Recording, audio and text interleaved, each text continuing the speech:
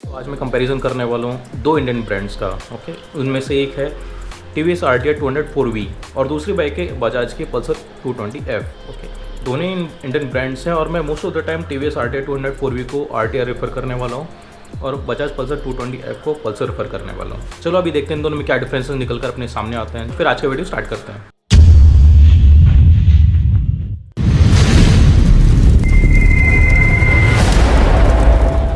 चलो अभी स्टार्ट करते हैं इंजन स्पेसिफिकेशन से। तो RTR का जो इंजन है वो है 197.75 सीसी, वहीं पे पल्सर 220 का जो इंजन है एक्चुअल वो 220 सीसी है।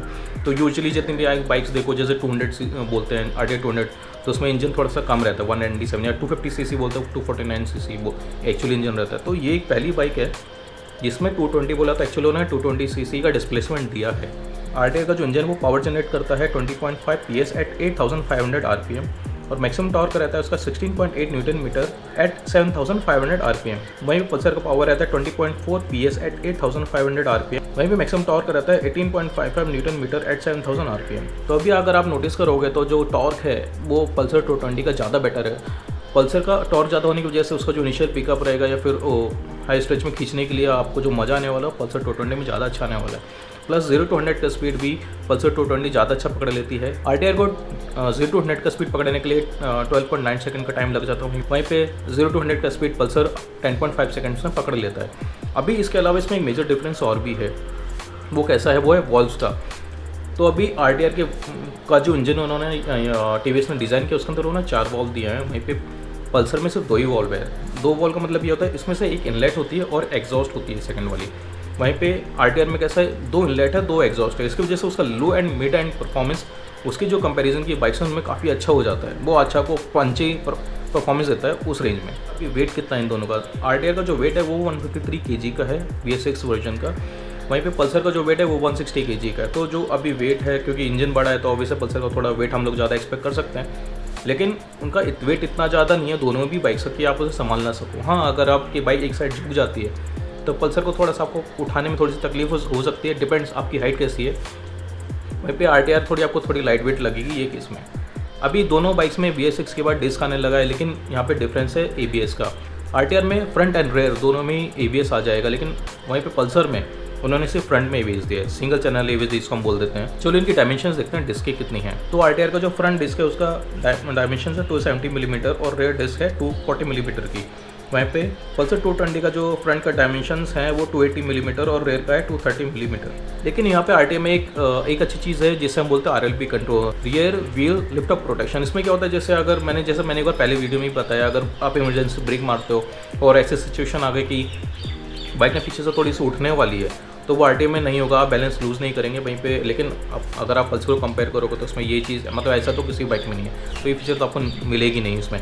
अभी मैं ABS के ऊपर इतना फोकस क्यों कर रहा था, मैंने उसके बारे में आपको बता भी रहा था इस बारे में, क्योंकि अभी इसमें ना 220 है तो ऑलमोस्ट वो आप पकड़ लो 130-140 आराम से जाती है उतनी स्पीड पे, लेकिन उसमें रेयर में आपको डिस्क है लेकिन इसमें ABS नहीं है। अभी ABS क्यों इंपॉर्टेंट है मैं आपको समझाता हूँ। अभी मैं आपको एक क्लिप दिखा रहा हूँ, उसको देखो, उसके बाद मेरे को बताना।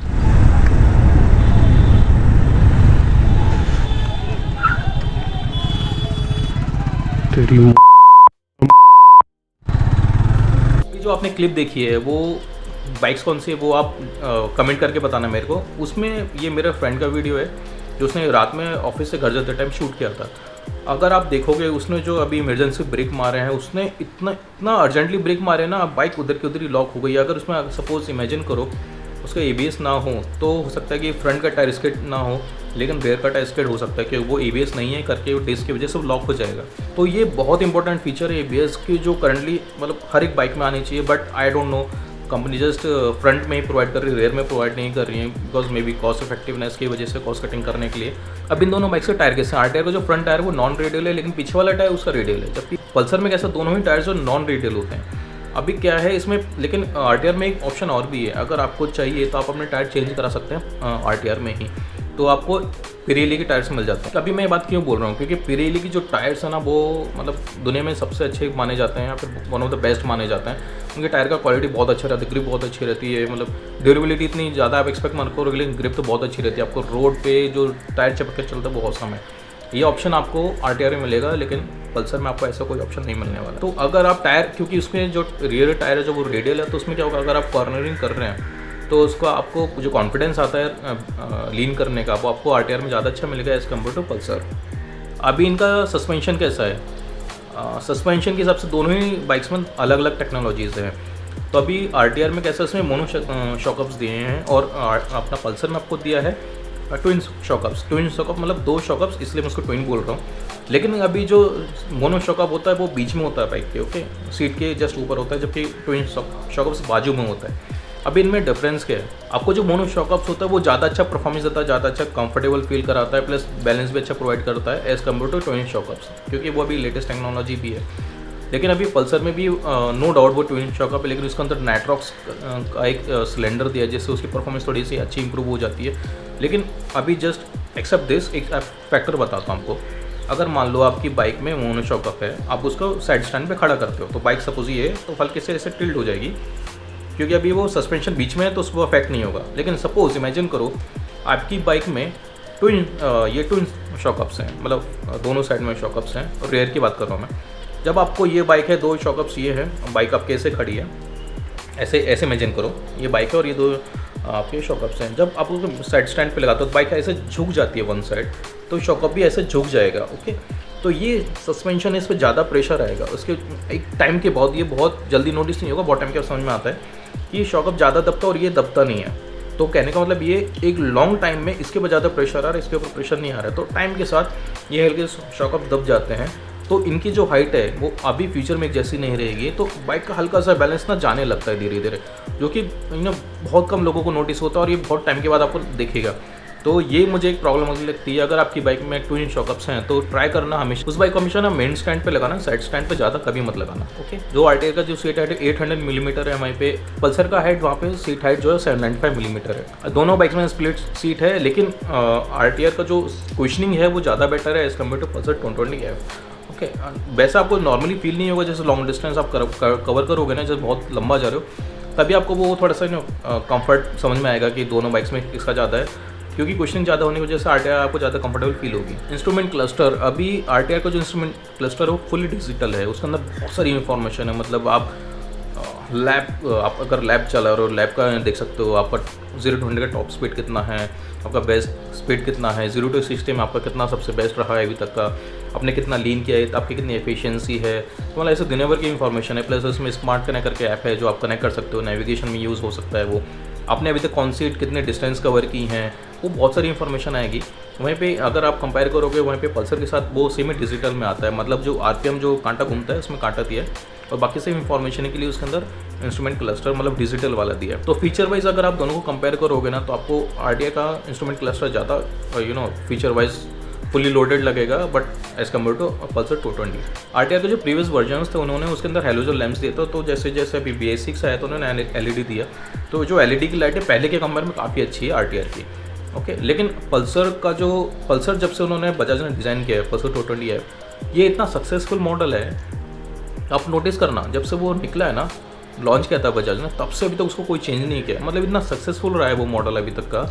प्लस उसका जो लुक एंड फील है ना, इतना अच्छा लगता है अभी भी कि उसको चेंज करने की ज़रूरत ही नहीं लगती। प्लस उसकी जो लाइट है, इसमें आपको एक्स्ट्रा फॉग लैंप्स भी लगाने की ज़रूरत नहीं पड़ती कभी कभी, तो क्योंकि उसका जो प्रोजेक्टर लैंप्स है इतने अच्छे हैं ना, इतने ब्राइटनेस उसकी इतनी अच्छी रहती है कि आपको कुछ और की ज़रूरत ही नहीं पड़ेगी। तो लाइट के मामले में मुझे पल्सर 220 ज़्यादा पसंद आई एज़ कम्पेयर टू आरटीआर। अभी इनका टैंक का साइज़ प्लस माइलेज कितना है, तो अभी आरटीआर का जो टैंक का साइज़ है 12 लीटर है, 12 लीटर का है, वहीं पर रिजर्व है 2.5 लीटर का। और वहीं पर अगर हम बात करें पल्सर का जो टैंक का साइज़ है 15 लीटर का है, और इसमें अभी रिजर्व मार्किंग में बहुत ढूंढ रहा था, लेकिन मेरे को कहीं कुछ इन्फॉर्मेशन ऐसा बोलते हैं ना, कॉन्क्रीट इन्फॉर्मेशन कहीं नहीं मिल रही है। मैंने इवन बजाज की वेबसाइट पे भी देखा है, तो जो रिजर्व फ्यूल कैपेसिटी ना मुझे वो कहीं नहीं दिख रही है। तो मुझे मोस्टली सब जगह ऐसा मिल रहा है कि 1.5 से 1 से 1.5 लीटर तक का reserve we can consider. But ये कुछ ऐसी चीज़ है ना जिसमें हम FI की बात करें, तो मतलब अपने को पता होना चाहिए यार एक्चुअली रिजर्व कभी आ रहा है। ये एक लॉन्ग टाइम में जहाँ पे आपके फ्यूल बहुत कम है आपकी गाड़ी में, ये चीज़ आपको बहुत हेल्प कर देती है। आपको समझ में आता है यार, अगर मेरा लाइट ब्लिंक करने लगे कि पेट्रोल नहीं है बोल के, लाइट ब्लिंक कर रहा है अगर, तो मुझे एक्चुअली कितनी रेंज बची है मेरे पास पेट्रोल में जितना यूज़ कर सकता हूँ। तो आपको चीज़ समझ में आती है मैं कितना दूर जा सकता हूँ, उसके बाद आप अंदाज़ा लगा सकते हो एक थोड़ा, और उस अंदाजे में थोड़ी सी एक्यूरेसी आ जाती है। लेकिन आपको यही नहीं पता अगर आपका रिजल्ट एक्चुअली कितने लीटर पे आने वाला है, तो बहुत डिफिकल्ट हो जाता है वो गेस करना। प्रैक्टिकल एक्सपीरियंस के बेसिस पे जो लोगों ने अभी तक मुझे पता चला है लोगों से, उसमें RTI जो 35 से 40 के बीच में देता है, वहीं पे पल्सर का कैसा रहता है 40 प्लस आराम से चला जाता है, कुछ लोगों को 45 भी मिला है। तो अभी मोस्टली राइडिंग स्टाइल पे भी डिपेंड करता है, बट आप एक्सपेक्ट कर सकते हो कि 40 प्लस तो आपको पल्सर में मिल ही जाए। तो यहाँ पे पल्सर का अपर एंड है एवरेज के मामले में। अभी इन दोनों बाइक से ग्राउंड क्लियरेंस कहता है, ग्राउंड क्लियरेंस का आपको इफेक्ट जब आप ऑफ रोड करते हैं तभी समझ में आता है, या फिर आप कोई ऐसे हार्श टेरेन में चला रहे हो तो समझ में आएगा। अदरवाइज नॉर्मल सिटीज़ में तो ब्रेकर पे अगर कभी टच हुआ तो हुआ, अदरवाइज इतना कुछ समझ में आएगा नहीं। अभी RTI का जो ग्राउंड क्लियरेंस है वो 180 मिलीमीटर का है, वहीं पे पल्सर का ग्राउंड क्लियरेंस है 165 मिलीमीटर। अभी ग्राउंड क्लियरेंस आपको समझ में आएगा जब आप जो एब नॉर्मल जो साइज़ के ब्रेकर्स होते हैं वहाँ पे कभी कभी बेली टच हो सकती है पल्सर की, बट RTR में नहीं होगा कि उससे ग्राउंड क्लियरेंस बहुत अच्छा, प्लस उसका सीट हाइट भी इससे 5 मिलीमीटर ज़्यादा है। ओके, तो अगर आप ऑफ रोड कर रहे हो तो आपको ये हो सकता है कि पल्सर ज़्यादा टच करे नीचे as compare to RT। Plus off road में पल्सर का वेट भी ज़्यादा है, तो अगर पल्सर एक साइड झुक जाती है तो आपको संभालने में भी RTR थोड़ी ईजी पड़ेगी। इन सिटी एंड हाईवे एक्सपीरियंस कैसा रहेगा इन दोनों बाइक्स का आपका? देखिए, अगर आप इन दोनों बाइक को चलाओगे सिटी में आपको ज़्यादा मेजर कोई डिफरेंस नहीं लगेगा, आपको दोनों ही बाइक अच्छा परफॉर्मेंस दे देती हैं। लेकिन अगर मैं हाईवे की बात करूँ, जो भी RTR जो जस्ट बेसिक्स लॉन्च हुआ है, इसके अंदर आपको विंडशील्ड नहीं मिलती। पहली चीज़, विंडशील्ड बहुत इंपॉर्टेंट है जब आप हाईवे पर राइड कर रहे हो, क्योंकि जो सामने से जो हवा लगती है ना वो डायरेक्ट चेस्ट पे आती है और आपको बॉडी में ना आपकी बॉडी उसको रेजिस्ट करती है, तो टाइम के साथ थकान ज़्यादा होने लगती है जब आप लॉन्ग रेजिस्ट टाइम में बाइक को चलाते हैं। वहीं पे एरोडायनेमिक्स जो है बाइक्स के, वो अगर आप कंपेयर करोगे तो वो पल्सर के ज़्यादा अच्छे हैं, तो उस हिसाब से आपका हाईवे एक्सपीरियंस पल्सर का ज़्यादा अच्छा रहने वाला है। लेकिन मुझे ना एक जो इशू मुझे नज़र आता है पल्सर में, वो ये है उसकी हेडलाइट्स ना फिक्स है। तो इन केस आप घाट में चला रहे हो जहाँ पे एकदम शार्प टर्न रहते हैं, अभी आपकी बाइक ऐसे राइट टर्न मार रही है लेकिन आपकी हेडलाइट सीधी जा रही है, बिकॉज आपकी हेडलाइट हैंडल के साथ मूव नहीं होती। तो सपोज़ मैं ये टर्न मार रहा हूँ, मेरी हेडलाइट इधर जा रही है, तो मुझे बहुत ध्यान रखना पड़ता है कि जब मैं टर्न मार रहा हूँ ना, क्योंकि मुझे यहाँ लाइट नहीं मिल रही है रात में, तो मैं देख नहीं पा रहा हूँ यहाँ पे एग्जैक्टली क्या आ रहा है, तो मुझे बहुत सेफली टर्न मारना पड़ता है, क्योंकि अदरवाइज लाइट सामने जा रही है, मैं यहाँ टर्न मार रहा हूँ, अगर सामने से कुछ आ जाए तो मुझे पता भी नहीं चलेगा। ये एक मुझे डाउन साइड लगती है जो फिक्स्ड हेडलाइट वाली बाइक्स होती है उनमें स्पेशली। अब बात करते हैं कि रिलायबिलिटी की। ओके, जो RTR का जो इंजन है ना, अगर आप पल्सर कंपेरिव में करोगे तो उनका बिल्ड क्वालिटी काफ़ी अच्छा रहता है और वो ज़्यादा ड्यूरेबल भी रहते हैं। अभी RTR में ऐसा बहुत ज़्यादा फाइबर पार्ट्स ऐड नहीं किए गए हैं, जबकि पल्सर में कैसा ना उसका जो 220 में कैसा आगे से पूरा फेयरिंग वाला पार्ट है, प्लस फाइबर वो सब लगे हुए हैं उसके अंदर।